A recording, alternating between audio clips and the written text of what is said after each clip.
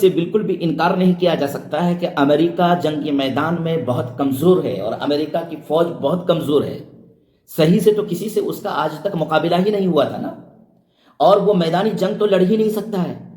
امریکہ کی فوج کے مقابلے میں اسرائیل کی فوج زیادہ مضبوط ہے۔ میں ایک الگ بات کہہ رہا ہوں، اسرائیل کی جو فوج ہے وہ تو میدان میں اتر کر جنگ لڑتی ہے نا، مرتی ہے، وہ بھی ان کے مذہب کے حساب سے شہید ہوتی ہے، وہ بھی اپنے پرومس لینڈ کی حفاظت کے لیے لڑائی لڑ رہی ہے، جو اسرائیل کی فوج ہے۔ لیکن امریکہ کی جو فوج ہے 1945 کے بعد سے امریکہ نے کیا کیا ہے؟ وہی ایٹم بم بنایا، اس کو لے جا کر کے جاپان میں مار دیا تھا، اس کی وجہ سے اس کا روب اور داب پوری ورلڈ میں پڑ گیا اور سب ممالک اس کو فالو کرتے ہوئے ایٹم بم بنانے لگے۔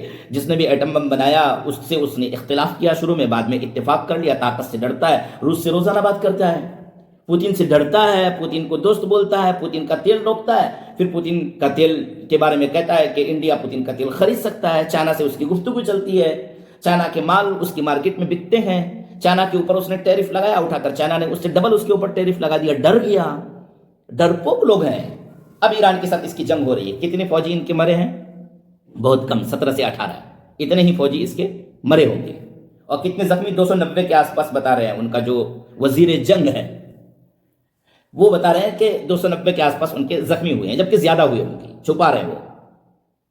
ہم کہنا یہ چاہ رہے ہیں کہ یہ جنگ ٹیکنالوجی کے ذریعے لڑتے ہیں، ہوائی جہاز کے ذریعے لڑتے ہیں، میزائل کے ذریعے لڑتے ہیں، یہ میدان کارزار میں اتر کر آمنے سامنے جنگ نہیں لڑ سکتے ہیں، یہ بزدل ہیں۔ جنگ لڑ سکتے ہیں مسلمان، جنگ لڑ سکتے ہیں غزہ میں رہنے والا حماس، اور جنگ لڑ سکتا ہے ایران، لڑ رہا ہے۔ ٹرمپ نے کہا مذاکرات ہوں، حالات بہت خراب ہونے لگے ہیں، جنگ کر کے غلطی ہو گئی ہے۔ بظاہر یہ جملے وہ نہیں کہہ رہے ہیں، وہ تو مستی میں چور اور بالکل سرور اور میں آ کر کے وہ پریس کانفرنس کرتا ہے۔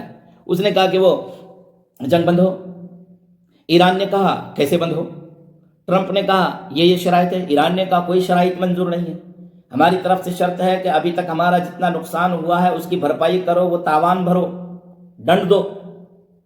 ہمارا دوسرا کہنا یہ ہے کہ ہمارے اوپر جو بندش ہے، خامخواہ تم اگر سپر پاور بن گئے ہو کسی وجہ سے تو وہ جو لگاتے ہو وہ سب ایسا چلے گا نہیں، بہت برداشت کر لیا ہم نے، ہم آزاد ملک ہیں، خود مختار زندگی گزارنا چاہتے ہیں، وہ سب ختم کرو۔ اور یہ کہ ہم کون سا ہتھیار بنائیں گے کون سا نہیں بنائیں گے، تم کون ہوتے ہو روکنے والے؟ ہم بنائیں گے، ہم واشنگٹن تک کو مارنے والے میزائل بنائیں گے، ہم بنائیں گے ایٹم بم، بلکہ ہم نے بنا لیا ہے۔ مجتبی خامنئی نے یہ کہا ہے کہ اگر اسرائیل یہ سوچ رہا ہے کہ وہ اپنی طرف سے ایٹمی حملہ ایران پر کر دے گا اور ایران کچھ نہیں کرے گا، تو اس خواب غفلت میں پڑا ہوا وہ نہ رہے، ہم بھی جوابی حملہ اسی طرح کا کر سکتے ہیں۔ مجتبی خامنئی نے یہ بیان جاری کیا ہے جب ٹرمپ نے یہ کہا ہے کہ مذاکرات ہونا چاہیے۔ ٹرمپ نے اپنی طرف سے 15 طرح کی شرطیں رکھا ہے، ایران یہ کہہ رہا ہے کہ پتہ نہیں اس کی کس سے بات ہو رہی ہے، وہ جس سے بات کرنا چاہے کرے۔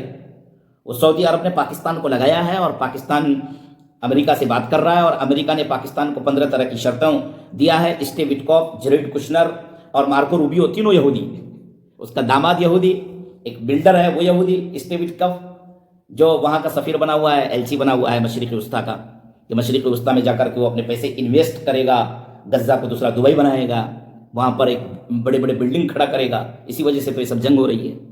اور مارکو روبیو جو ان کا وزیر خارجہ ہے، سیکرٹری آف فارن افیئرس، وہ یہ تینوں لوگ پاکستان پہنچنے والے ہیں اور پاکستان میں کسی طرح کا کوئی مذاکرہ ہونے والا ہے۔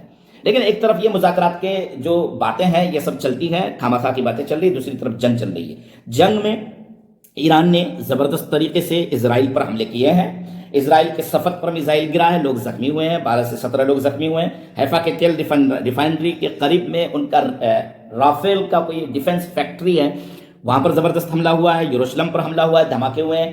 تل ابیب کے بنی براق پر حملہ ہوا ہے، ایلات پر حملہ ہوا، اسقلان میں، بحر میت میں، تل ابیب میں مزید 6 مقامات پر کلسٹر بم گرے ہیں، 12 سے زیادہ لوگوں کے زخمی ہونے کی خبر ہے۔ بن گوریان ہوائی اڈے پر جو جہاز رکے ہوئے تھے اس پر حملہ ہوا ہے، اور رافیل ڈیفنس سائٹ پر تو حملہ ہوا ہی ہے۔ یہ تو ایران نے اپنی طرف سے ثبوت بھی پیش کیا ہے۔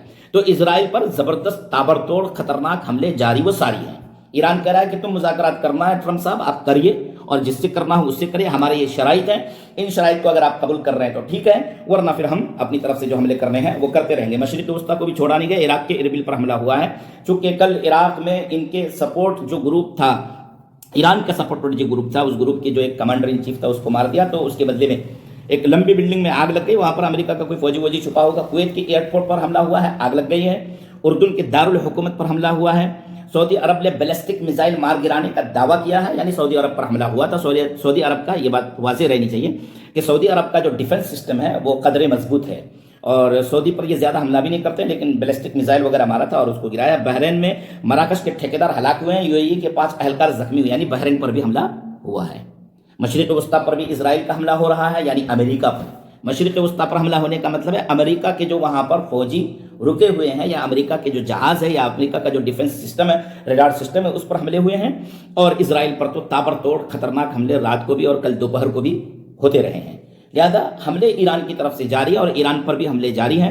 مذاکرات کے ٹیبل پر بیٹھنے کے لیے امریکہ کی طرف سے کچھ لوگ پاکستان پہنچنے والے ہیں, اور پاکستان میں غالباً اس موضوع پر گفتگو ہوگی. ترکی بھی اس میں شامل ہے, سعودی عرب شامل ہے, مصر شامل ہے. یہ سبھی ممالک مل کر کے مذاکرات کو آگے بڑھانا چاہتے ہیں, لیکن ایران کے وہی 3 شرائط ہیں.